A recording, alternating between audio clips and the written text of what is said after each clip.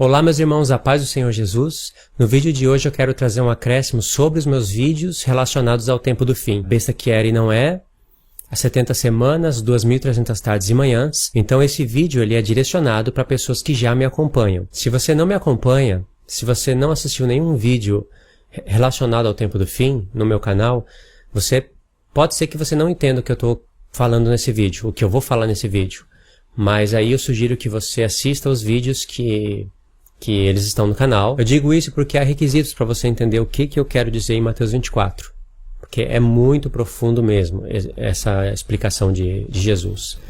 Eu vou até falar de maneira resumida, mas ela merece gastar bastante tempo. Pelo menos 3 pontos você precisa ter na mente para entender isso que eu vou falar. Primeiro, você precisa conhecer o básico sobre as duas casas de Israel, que é Efraim e Judá, judeus e gentios. Segundo, você precisa entender os tempos profetizado através das festas de Deus e de maneira correta, porque tem pessoas pregando que Jesus vai vir na festa das trombetas. Então, após a festa das trombetas, tem a festa da expiação, onde o sumo sacerdote entra no templo, realiza a expiação dos pecados através de um carneiro e de um bode, e só depois que ele sai do templo, ele vai tratar com o segundo bode para completar a expiação dos pecados. A expiação dos pecados, ela é completada no livro da lei. Ela chega ao full quando o sumo sacerdote sai do templo. Se você não está entendendo o que eu estou querendo dizer, é por isso que eu digo que precisa conhecer o tempo profetizado através das festas de maneira correta. E aí sim, depois vem a festa dos tabernáculos. Então é preciso você entender o básico das duas casas de Israel, corretamente as festas. E o terceiro ponto, é preciso você conhecer sobre as duas testemunhas.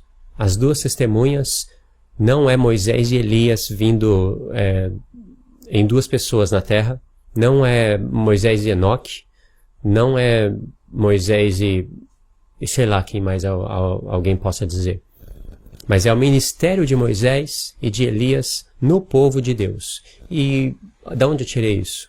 Eu tirei isso da lei, dos profetas, das palavras de Jesus e da revelação de Apocalipse. Eu já tenho vídeo no canal explicando isso, o vídeo tá longo, tá comprido, mas vale a pena você assistir, ok? Então vamos começar uma leitura de Mateus 24. Eu já tenho mostrado nos meus vídeos que 2.300 tardes e manhãs, ela é um tempo no qual se encaixa na metade da última semana. Eu tenho mostrado através de alguns ângulos, mas há variedades de ângulos para você entender isso, coisa que eu não vou ficar frisando agora. Você precisa se desviar da pregação dos adventistas. Eles cometem um erro grave ao discorrer sobre essa doutrina, sobre essa pregação. Eles são coerentes em alguns pontos, mas na maioria do que eles vão falar é doutrina de homem. Então você precisa tomar muito cuidado, porque quando você vai pesquisar no YouTube sobre 2.300 tardes e manhãs ou no Google, eles predominam, porque eles pegaram essas profecias para estudar e não estudando a palavra de Deus totalmente, acompanhando o livro da profetisa deles, Ellen White, e também por não conhecer o tempo através das festas e não conhecer as duas casas de Israel, eles foram por caminho que não é o caminho que Deus está direcionando na palavra. Mateus 24. Aqui em Mateus 24, Jesus ele vai mostrar o que ele pensa das 2.300 tardes e manhãs e o que ele pensa sobre as 70 semanas. O que Jesus está falando é muito profundo, precisa de vários estudos para explicar. Eu vou fazer um resumo de Mateus 24. Ora, Jesus, tendo saído do templo, ia se retirando, quando se aproximaram dele os seus discípulos para lhe mostrar os edifícios do templo. Semana 69, certo? Só para relembrar, os adventistas acham a ideia da última semana para o final ridícula, é uma coisa sem pé e sem cabeça, embora em Apocalipse você encontre 2 tempos de 1.260 dias, que eles convertem para anos, e você encontra a expressão tempo, tempos e metade de um tempo, que é paralelo com Daniel 7 e com Daniel 12, onde mostra que depois de tempo, tempos e metade de um tempo, vem o ancião de dias. Eles convertem tempo, tempos e metade de um tempo para 1.260 anos. E embora tenha se acabado os 1.260 anos, Jesus não veio. E também tem a expressão 42 meses 2 vezes. E mesmo encontrando esses cálculos, sem contar os 3 dias e meio que as 2 testemunhas são mortas. Isso para eles é mistério. Mesmo eles encontrando isso, eles ainda dizem que as 70 semanas se cumpriu no passado. Por incrível que pareça, quando a pessoa não quer enxergar, ela não enxerga. Se fizesse os cálculos, né? Não, a última semana ficou para o futuro. Chegasse o Apocalipse, final do livro, do fechamento, da conclusão da palavra de Deus, e não tivesse nada, tudo bem. Mas chega lá e tem. E ainda a expressão 3 dias e meio. 3 dias e meio é o quê? Metade de uma semana. 3 dias e meio, onde as 2 testemunhas são mortas, mas antes elas têm que profetizar por 1260 dias, aonde não pode chover. Nesse contexto está a besta que sobe do abismo, que é o 8º rei, o último reino da terra. Mesmo assim, eles não enxergam. Então aqui está a semana 69. Verso 2. Estando ele sentado no Monte das Oliveiras, chegaram-se a ele os seus discípulos em particular, dizendo: Declara-nos quando serão essas coisas, e que sinal haverá da tua vinda e do fim do mundo. Essas coisas, você tem que ler Mateus 23 para entender. Respondeu-lhes Jesus: Acautelai-vos que ninguém vos engane, porque muitos virão em meu nome, dizendo: Eu sou Cristo.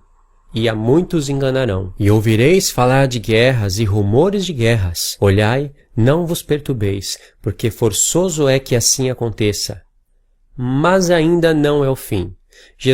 Só aqui nessa parte, Jesus ele profetizou vários tempos.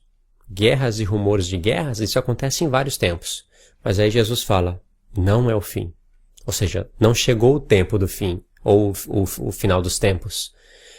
Mas é interessante a expressão tempo do fim, porque Jesus ele vai usar aqui no final dessa explicação dele, ele vai falar sobre Antíoco Epífanes, ele vai usar o contexto histórico de Antíoco Epífanes, que está em Daniel 8. Jesus disse, não é o fim, porquanto se levantará nação contra nação, reino contra reino, haverá fomes e terremotos em vários lugares, mas todas essas coisas são o princípio das dores. Em outras palavras, não é o fim ainda. De novo, ele está profetizando tempos e disse não é o fim. Através de outras palavras, né? Porquanto é o princípio das dores. Então sereis entregues à tortura e vos matarão, e sereis odiados de todas as nações por causa do meu nome. Aqui ele já não está falando somente para os discípulos, mas todas as gerações aonde acontecesse essas guerras, nação contra nação, etc. E principalmente visualizando o tempo do fim. Nesse tempo muitos hão de se escandalizar, e trair-se-ão uns aos outros, e mutuamente se odiarão. Igualmente hão de surgir muitos falsos profetas, e enganarão a muitos. Aqui Jesus está montando um contexto de Apocalipse. Lá em Apocalipse você vai ver a besta, e você vai ver o falso profeta, que é a besta que se levanta da terra. E aqui Jesus, está no plural, falsos profetas, mas no Apocalipse está em singular. Só que falso profeta, quando você vai ver, é muitos homens. Né? Só está em linguagem simbólica, né? Porque se levantou uma besta. É como se dizer, a primeira besta que se levantou do mar, ela é o 8º rei. Faz menção ao chifre pequeno. Só que não está falando a respeito só de um homem, mas de um reino. E apontando para um homem. Aí Jesus continua no verso 12. E por se multiplicar a iniquidade, o amor de muitos esfriará. Mas quem perseverar até o fim, esse será salvo. Aqui Jesus falou do tempo do fim. Quem perseverar até o fim, esse será salvo. Se a igreja é arrebatada 7 anos antes da grande tribulação, isso não é fim. Não faz sentido isso. Falar que a igreja vai ser arrebatada antes da grande tribulação, porque isso não é o fim. Jesus fala de quem perseverar até o fim. Será que ele está dando uma mensagem para os que ficarem? Continuando. E este evangelho do reino, aqui está a palavra-chave. Este evangelho do reino. Aqui é a chave de tudo. Será pregado no mundo inteiro, em testemunho ou para testemunho a todas as nações. E então virá o fim. Profetizou o tempo do fim. Que tempo que é esse? É o tempo do fim. Não está escrito a expressão o tempo do fim, mas aqui está o tempo do fim. Então virá o fim. Logo após Jesus ter falado do tempo do fim, ele disse, quando, pois, virdes estar no lugar santo, a abominação da desolação, ou, como diz em outras traduções, o abominável da desolação, predita pelo profeta Daniel, quem lê entenda. Você vê a ligação? Logo após Jesus ter falado do tempo do fim, ele cita o capítulo 8 do profeta Daniel. Aqui há mistérios que eu não quero explicar tudo em um vídeo. Por que Jesus não citou o capítulo 7? Que tem um chifre pequeno, que está fazendo guerra contra os santos, durante tempos e metade de um tempo, aí vem o ancião de dias e estabelece justiça eterna. Por que ele não citou o chifre pequeno de Daniel 7, mas ele citou o de Daniel 8, que é uma briga entre dois reinos, Pérsia e Grécia? Isso é extremamente revelador. Eu vou explicar só alguns pontos, mas é muito complexo isso daqui. Tem vários ângulos para você entender o porquê. Porque não é só repetir o que Jesus falou. Não é só porque ele apontou, falando do tempo do fim, né, falando do tempo da grande tribulação. Não é só porque Jesus apontou o dedo para Daniel capítulo 8, que a gente tem que apenas repetir isso que Jesus falou. A gente tem que entender o porquê que Jesus está usando um contexto histórico do tempo de Antíoco Epífanes, do tempo da Grécia, para profetizar o tempo do fim. Você percebe uma coisa, que os adventistas, eles não olham para o livro de Macabeus. E eles são historicistas. Eles vão procurar reflexos na história toda, vasculhar vários livros, o que aconteceu nas histórias, para interpretar Apocalipse, mas eles não tocam no livro de Macabeus, porque o livro de Macabeus vai contradizer tudo o que eles pregam. Por isso que é importante ler Macabeus. Quando Flávio Joséfo lia o livro de Macabeus, lia o livro do profeta Daniel, Flávio Joséfo, um historiador, ele disse que Antíoco Epífanes dominou Jerusalém por 3 anos e meio. Da onde ele tirou isso? Da onde Flávio Joséfo tirou 3 anos e meio? Ele tirou isso de uma interpretação do livro do profeta Daniel e de entender corretamente o que significa 2300 tarde, manhã. Isso é que está no hebraico. Ele entendeu isso. E os adventistas, eles têm até pavor de mexer no livro de Macabeus, ou de estudar Flávio Joséfo. Eu não estudei, mas como eu sou pesquisador, eu vejo as informações essenciais. Eu não vou ler o livro todo de Flávio Joséfo. Prefiro ler todos os profetas da Bíblia, né? Sem dúvida. Mas tem informações essenciais. E aí você pega isso como chave, porque os adventistas são historiadores, mas eles não pegam nesses livros. Agora vamos voltar no verso 14. Quando Jesus disse, e este evangelho do reino será pregado no mundo inteiro, em testemunho a todas as nações, e então virá o fim, Jesus acabou de profetizar o tempo do fim, logo em seguida vai apontar para o abominável da desolação, aonde, estudando o capítulo 8, você vai ver escrito tempo do fim. Engraçado que é um contexto histórico no tempo da Grécia, mas fala tempo do fim. Alguns judeus falam que se referia ao tempo do fim do reino da Grécia, mas não é isso que o livro do profeta Daniel está falando no capítulo 8, porque a explicação segue Daniel 10, 11 e 12. A explicação do capítulo 8 segue na conclusão do livro do profeta Daniel. E ali você jamais vai poder afirmar que é no tempo da Grécia. Esse é um dos motivos pelo qual Jesus aponta, ao falar da grande tribulação e do tempo do fim, aponta para o capítulo 8 de Daniel. Um dos motivos apenas. Aí, quando Jesus fala, e este evangelho do reino será pregado no mundo inteiro, primeiro você tem que entender qual é o evangelho do reino que está na mente do Criador das profecias. O que está na mente das igrejas? Que Jesus, o amor de Cristo vai ser espalhado por todas as nações e quando o amor de Cristo chegar nas nações virá o fim. É isso. É claro que o amor de Cristo está englobado aqui, mas não é isso que Jesus se refere. Jesus se refere ao evangelho do reino, pega tudo, abrange todas as profecias. Isso tem que ser pregado nas nações. Agora, qual é o objetivo? Jesus fala, para testemunho. E este evangelho do reino será pregado no mundo inteiro, em testemunho às nações. Por quê? Porque enquanto o evangelho é pregado das nações, Deus vai recolhendo testemunhas para ele. Deus vai recolhendo um povo para ele. E se você conhece as 2 casas de Israel, você sabe que as 2 casas de Israel são chamadas de testemunhas. No livro do profeta Isaías, principalmente, 3 vezes. Lá aparece o termo 2 casas de Israel. E Deus fala, vós sois minhas testemunhas. Praticamente você está vendo 2 testemunhas. No livro do profeta Zacarias, vai ter um verso idêntico que aparece em Apocalipse 11, falando dos 2 ungidos que estão diante do Senhor de toda a terra. E em Apocalipse 1, Deus apresenta a igreja em 7 castiçais de ouro. Lá em Apocalipse 11, as 2 testemunhas, cada uma delas vão ser apresentadas em um castiçal de ouro. Em uma menorá. Isso não é por acaso, hein? Não é por acaso de jeito nenhum. Aí, o evangelho é pregado. E como aqui está sendo relacionado ao tempo do fim, isso quer dizer que, no tempo do fim, a palavra de Deus, com todo o conhecimento, tem que ser espalhado por todas as nações, para que as nações tomem por testemunho isso de Deus. Antes de vir o tempo do... Por exemplo, as 2 casas de Israel, que é Efraim e Judá, judeus e gentios. A restauração do reino de Deus. Muitas pessoas nem sequer fazem ideia que isso existe. Adventistas, você vê que eles é um grupo grande. Eles conhecem sobre Efraim e Judá?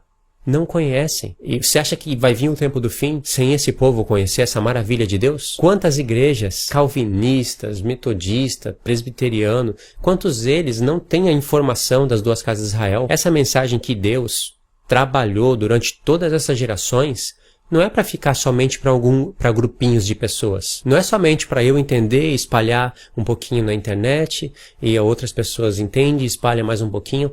Essa mensagem é para todos entenderem. E isso tem que ser pregado. Essa maravilha de Deus não vai ser estudada no milênio. Essa maravilha de Deus é para as nações entenderem. E isso já começou.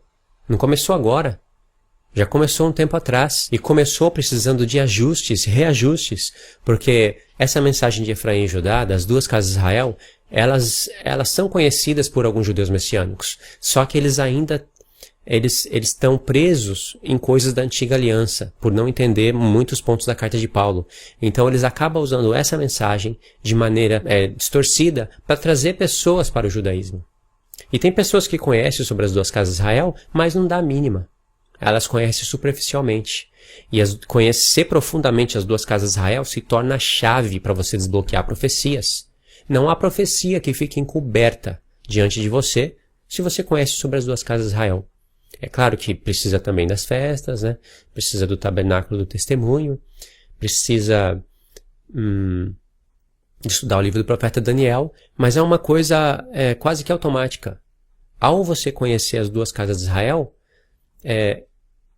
durante esse processo, Deus já começa a usar palavras relacionadas às festas, palavras relacionadas ao tabernáculo do testemunho, sem contar que as festas eram realizadas no tabernáculo do testemunho. O dia da expiação, que é a festa mais importante, o dia mais importante do ano, é realizado justamente no templo. Então é quase que um efeito dominó. Se você estuda profundamente as 2 casas de Israel, você vai ter que entender sobre as festas, sobre tudo isso que eu estou falando. E aqui já está falando de nações, recebendo o testemunho de Deus e se recebe o testemunho de Deus e aceita, vai ser testemunha de Deus. E a gente sabe que das nações, Deus está preocupado com judeus e gentios que vão crer nele. Judeus e gentios, número de 2. E logo em seguida Jesus fala, e este evangelho do reino será pregado em todo o mundo, no mundo inteiro, em testemunho. A palavra testemunho aqui. Em todas as nações. Isso quer dizer que Deus vai recolher testemunhas de todas as nações, judeus, gentios. Deus vai recolhendo, vai fazendo a coleta, até que todos entendam o evangelho do reino. E aí, quando se completar o número das 2 testemunhas, aí o ministério de Moisés, Deus vai jogar do alto. O ministério de Moisés e o ministério de Elias na igreja. E darei poder às minhas 2 testemunhas, sendo revestidas de poder do alto. Poder vindo do alto.